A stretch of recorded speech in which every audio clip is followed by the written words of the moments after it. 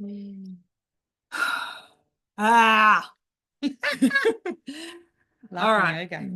Mm. Okay. Let's go.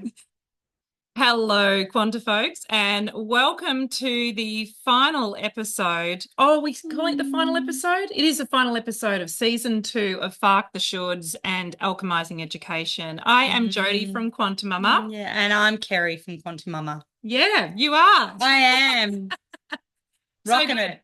We are, and in fact, perfect segue. Thanks, Keza. You're Because welcome. today we are talking about rocking the Oh, holidays. yeah. I'm rocking the holidays, Jode. Well, you have adult children, so that helps. I've got one that's not there yet. No, true. Mm. Close enough, though. Mm-hmm. Close enough. He's Yeah. he's like quite responsible. So why are we talking about rocking the holidays? The reason why we want to talk about rocking the holidays is that in Australia, probably a bit like our northern hemisphere cousins, Mm. we have a long holiday set that's at the end of the school year. And it's 6 weeks, but for us, it's in summer, which actually kind of rocks. I would much rather live in Australia than anywhere else for the big summer break. Mm. And so we have this amazing break over the Christmas holidays as we get all the festive stuff. The kids finish school, they go right up to the end of the year and just before Christmas Day, and then we have off until essentially the start of February. Mm. Now, the reason why we're really keen to talk about rocking the holidays is that something shifted, and I was talking to Kerri about this the other day, but something shifted when we started homeschooling Mm. because I was always someone who, like, I had 4 at school for not very long, but I had 3 at school for a little while. Mm. And I would Mm. absolutely hang out for the end of the school holidays. It was almost like this anxiety that would hit me Mm. going into the Christmas holidays, going, what the F am I going to do with the kids for 6 weeks? Because these kids expect to be entertained. Mm. Why do they expect to be entertained? It's what they're used to, isn't it? It's just, we have such big school years and they're always in a routine and they're in a rhythm of the schooling environment. And so, they are used to being entertained at school. They're used to being in a scheduled, structured environment where there's always something happening. There's always something fun. Yep. Or there's always something going on. They have to be somewhere, do something, be ready for something. Yes. So I think there's a real challenge for many kids and parents around how to deal with not having anything to do, because I know even leading into the end of the school year, there's parents who are saying, "Oh, what are you doing in the holidays? Are you doing surf groms? Are you doing this activity? Are you doing this holiday camp?" Yeah. Like, parents are feeling More scheduling. more Mm, scheduling mm, involved, mm, and they're mm. kind of like feeling this, how am I going to deal with it? Yep. How am I going to deal with these kids who are expecting and are used to Yes. having things on their plates? Yes. And I think that, I mean, there's always going to be a variety of parents. There'll be some that hang out for those school holidays and go, Absolutely. that's great. I Can't have these wait. beautiful little children Yes. that I created from my womb that I now get to spend 6 weeks with. But seriously, I think they're few and far between, because the rest of us are like, it's not appropriate to drink at midday. So how am I going to get through the next 6 weeks with my kids, right? Mm-hmm. Hearing the unboard and all the other stuff that comes up. But there's a Mm-hmm. couple of things that I want to pull apart here. Firstly, I want to pull apart. I mean, we're so interested in uh, parents programming. That's Mm. why we have a parenting program called Take the Leap, Yeah. which is about transitioning to homeschooling if you Mm. want to, but it really Mm. is about deschooling the parent or deprogramming the parent, Mm. because Mm. our programming really is the thing that gets us in hot water with a lot of this stuff. It's not the kids. And then the other side that I want to pull apart is looking at this overscheduling of children or this constant entertainment, right? Which Mm. means that then you raise children that become adults that expect to be entertained and only feel this sort of satiation when they are busy, right? So they're constantly looking for external cues that they're okay, that all is well in their life. And they're not the adults we want moving into the future. We want adults that actually check in with their own set of instructions, that have their own internal guidance system, that know their own voice, and that know that stillness is as paramount to health as busyness is. Totally. The old tortoise and the hare. Totally. Yeah. Yeah. So the two parts, but where shall we start? I mean, I would really like to examine how we as parents put in, and I did this, right? For not very long though, because my stamina is very low with motivating myself with children, hence why I homeschool loosely. But I would really like to examine this momentum we have in society around making ourselves busy for that period of time. Like, I know that certainly our Northern Hemisphere cousins all, you know, there's a majority of them that go on big holidays during the summer break and so forth. And so you replace this kind of work schedule that kids have with schooling with this really intensive holiday period as well that's away from home. So where is the defrag time? Where is the just recalibrating and sleeping into midday like for an, you know, impolite amount of time? Like where does that happen? I think just going on that, people feel really uncomfortable not having much to do. Oh, yeah. I think there's a real discomfort in, you know, what am I going to do? What are we going to do? I think it comes also from the fact that we are comparing to a lot of other families, a lot of other people. We're going, well, they're doing this, so maybe we should be doing that. I think there's a lot of FOMO, you know, the fear of missing out. That, well, gosh, what happens if their kids have that experience and my kids aren't doing that? Well, will my kids get left behind? There's that whole, you know, sense of missing out in that regard. So I think that, you know, we do get caught up in that need to be just constantly entertaining our children. But the value, the real value, and I know for myself, the more I do this, the more I'm really grateful for it, is that going slower. It is having nothing to do in the day. Like, hello, Quanti folks, how many of you actually had a day where you've had nothing scheduled, and how did that feel? Yes. For many, it would be really uncomfortable. Yes. It's like, oh, what do I do with myself? And I think there's a lot of gold in that, because you know, as we know, when you have spaciousness, a lot of other things come in. And I actually love the fact that when I don't have some things planned, that suddenly I can say yes to something that really does light me up. Rather than already having things so scheduled that there's no spaciousness for those other little bits of gold that just come flying in, and you go, yeah, I'd love to do that.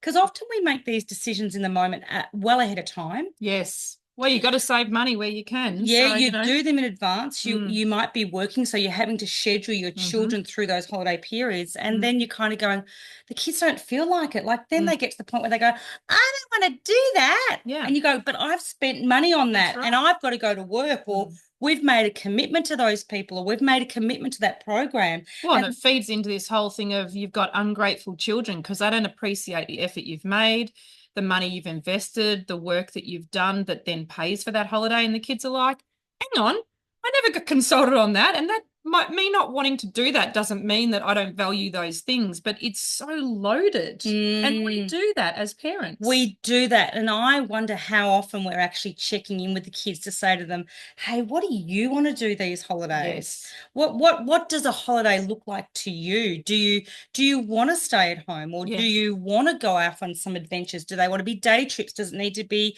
you know, just one or two here or there? Kids actually love being at home. Well, they're really there. Yes. I mean, it's interesting because, again, this is lessons from reluctant homeschoolers, and that's what we bring to you, beautiful folk, is we're just trying to offer a perspective of what it's like, because we don't necessarily choose this as our first choice, but we choose it as a lesser of two evils, for want of a better term. I'm obviously being outrageous. Yeah, very outrageous. It's a very middle class statement. But the point, I choose it. the point that I'm trying to make is that when you look, if you actually did an activity chart for your child who is in some kind of institutional system, look at how much time they spend at home. So start with that, right? And then obviously delete out sleeping hours, and then start calculating how many hours a day or minutes they spend just being at home, being at home. I mean, not even doing activity, not even listening to their parents going, have you got this? Have you got that? And all those kind of haranguing questions that then get carried over into holidays. And so no wonder parents are exhausted. They've invested all this energy in terms of money and the energy of working and the energy of planning and the expectation and then all the pressure. Like there's so much energy that is dedicated to these school holidays, especially when you plan a holiday, that then you get there and you go, everyone just cracks the sads. Yeah. And so no one's having fun. They're not having the defrag time. There is no spaciousness. And then we hit our 40s and we go, let's go pay, $150 a month to some yoga place and learn stillness. Yeah. It's hilarious. Like, what's going on in this world? We then need to create permission for ourselves to learn stillness. Yes.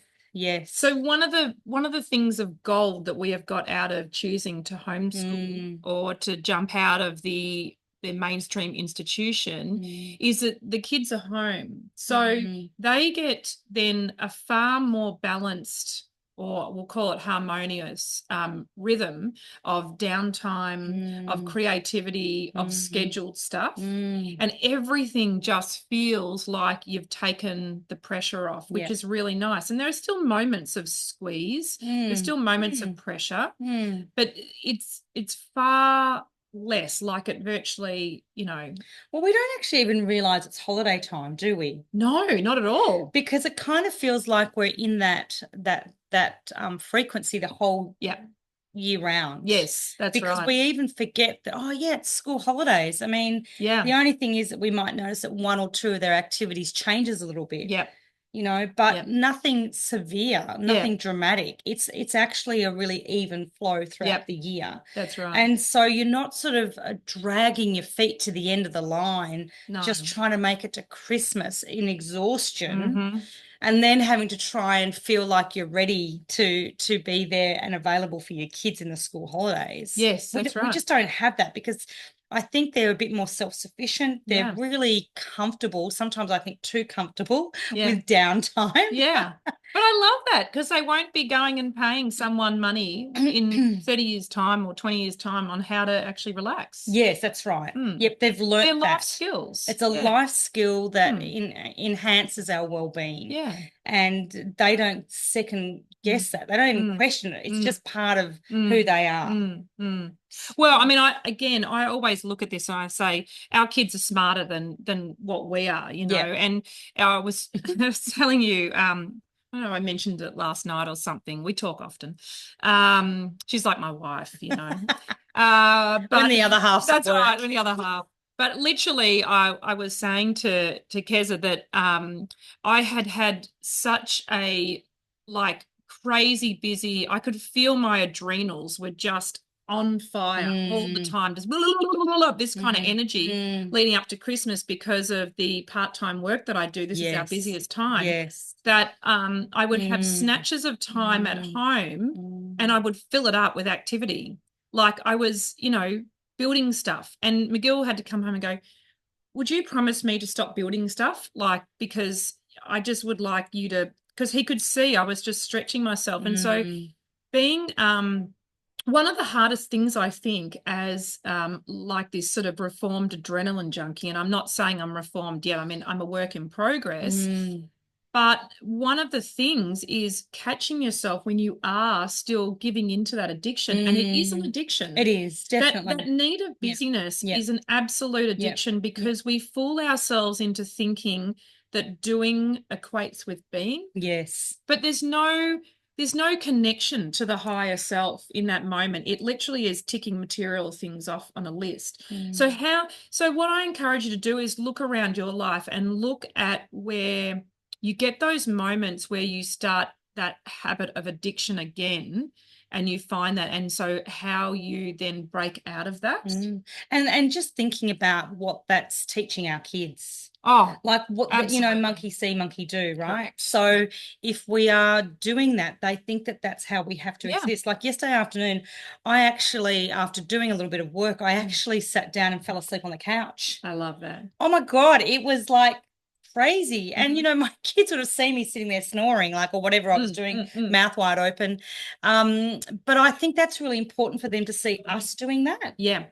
Because and yet I used to maybe feel guilty about that, but I actually reminded myself this was good for me. This is a moment where I could just stop and do nothing. Everyone else was relaxing around the house, so why wouldn't you can do I? the same thing? And in fact, I think often what happens, because of the ways our middle class society is set up, is that you would need to have some kind of serious medical condition to allow create that permission. I mean, I'm so interested about permission in our society. I want to do a conversation on it, because it's so perverse in terms of how it affects all our decision making and the flow-on effect, and even not that I'm critiquing what you're saying. I think what you're saying is completely valid, but that the kids are calling me, of course. I'm just going to ignore them, because you quantifolk are very important, and you QuantiMama Kerri are definitely important. But the permission thing, and even that language around, it's really important I model that to the kids. Yes. But it's important for us that we model that to the kids, because we need to still create that permission. So even that framework is permission based. Yes. I'm being of service to my children by having to sleep on the couch in the afternoon. Yeah, that's right. That's right. I mean, I didn't probably think that in the moment, but I was just thinking in reflection. But yes, you're right. This need to justify. Yeah. I just think it's a really interesting thing. And certainly being a should fucker starts getting rid of permissions in that sense. We start working out what our real sovereignty is, and I'm not talking about free citizenship. I'm talking about knowing your own voice. I'm saying living a life that is authentic and is, in alignment with yourself. It's not about hurting others, but it's certainly not about going with the, with the sheep and the tide of society that is not necessarily for our betterment. So that is a whole other conversation. So tell me, what are your school holidays looking like now? Well, I mean, they're just a lot more relaxed. They're just not, I'm not feeling this need to be entertaining them and to be, even questioning what they're doing. Like, I'm not even asking them, what have you got on tomorrow? Like, I'm just letting them go with the flow. I mean, so long as I know when I have to take my youngest, drive them somewhere, that's about the only thing that I really need to worry about. But I'm actually also finding that they're actually asking for family time. Yeah. So they're actually saying, hey, why don't we do this? So it's not even coming from me. Yeah. It's coming from them feeling like they've got, spaciousness for just creating that. And I just think everyone then gets to find their own flow. It's not prescribed. It's not dictated. It's just allowed for. And then how often I'm surprised by the fact that they then go, well, why don't we do this together? And I go, whoa, yeah. Do you feel like a successful parent then? I'm very successful as a parent, Jones. You know that. Self-assessment markers of I'm winning. I need to tell someone about this because my children are asking for family time. Well, it's not just that that's something that I've valued. You do. Yeah. So therefore, the fact that I'm not asking them for that, it's just coming back to them. Yeah. It's kind of like maybe I've just pushed it so hard in the past. It's like, right, you will do family time now. That's right. And they kind of realize, oh God, we better keep mum happy. And give her a bit of family time. But I'm just letting them decide. And I think that's the most important thing, is that they get to decide what works for them. Yeah. And hopefully it works for all of us then. So we're all honouring what feels right for us in that moment. Well, society would tell you that kids don't want to hang out with their parents, but that is actually not true. Well, they don't want to hang out with their parents unless their parents are paying or providing. Yeah. Though that's what I'm saying is that most parents are kind of stressed in those spaces. So I think we naturally put that upon our kids, going, well, the kids wouldn't want to hang out with us anyway. Yes. And so we force this family time. But in fact, the kids love hanging out with us. They do, but they want the relaxed version. They want the post yoga meditation version of mum. Yeah. Correct. And when we are so stretched in the rest of the year, and we are so our adrenals have just been run dry, then it's very hard to give that. Yeah. Really hard to give that. I think for me, the school holidays now, I notice a difference because there's still some rhythms that get mixed up. You have a break from certain programs, like the kids do ninja and they don't have ninja over the school holidays, and there are more school-based friends who are now available for plays, and so you notice a few of those kind of differences. Interestingly, like my family insist on coming down and visiting us, and I'm like, we're here all year. Like, you don't have to feel like you need to come in the busiest time, because obviously we're down by the ocean, so it makes it a nice holiday destination. But I'm like, it's mental down here. I would not choose to be here. It's not the best time. No, it's not the quiet time. So there's still a few of those that get peppered through your experience, but what's really different is the kids don't have an intensity about them or a need to defrag. So there's no fallout. Like, it actually just is really cruisy. And I have to say, it's a really nice way to live. Like, I highly recommend it to people. So what happens is it changes, how we're feeling about our relationship with our kids. It means that you can not be so available to your children, because I think that when you work and you have your children at school, there's like this intensity to get all the time together, the meaningful time together. But part of that meaningful time is actually time apart. Yes. Time just relaxing and time perhaps being creative. And so we don't have any of that issue now. It's kind of like the kids just kind of go with the flow. There's no issue if I say, hey, I'm ducking out to do a podcast with my bestie. So the kids just go, okay, cool, see you later. No intensity whatsoever. And I love that for us. I really love that for us. And that's one of the most, I think, satisfying things. I think it's the power of what parenting can actually look like and what family relationships can look like, because that was absolutely absent when we were doing the normal system. So there's a lot of gold there. I think just not having people exhausted, because as we all know, when everyone in a family is exhausted, it can just go all horribly wrong, can't it? Just everyone's emotions are heightened. Everyone's needs are extreme. And it takes a long time to get into that zone. I think for some families as well, the end of the school holidays, it's almost like they've just found their rhythm.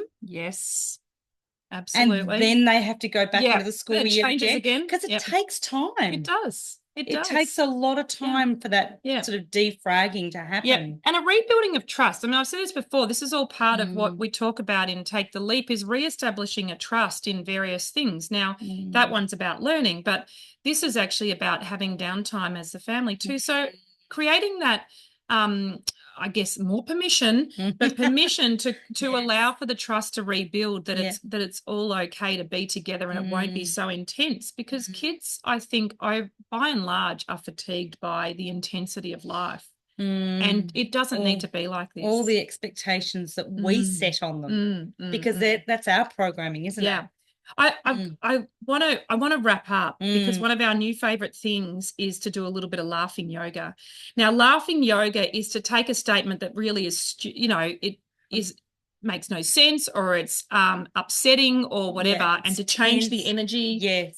So Keza, my laughing yoga for you, because Kerri is officially the world master of laughing yoga. So join us if you will, folks. Yes, please. But Keza, as we say goodbye to our beautiful Quantifolk and to season 2 of Faark the Shoulds and Alchemising Education, and we look forward to 2025. We do.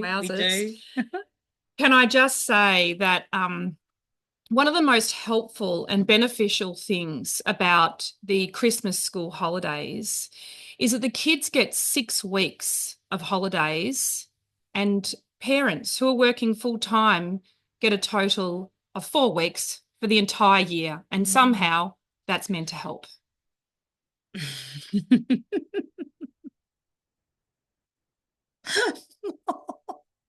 You look like you're crying.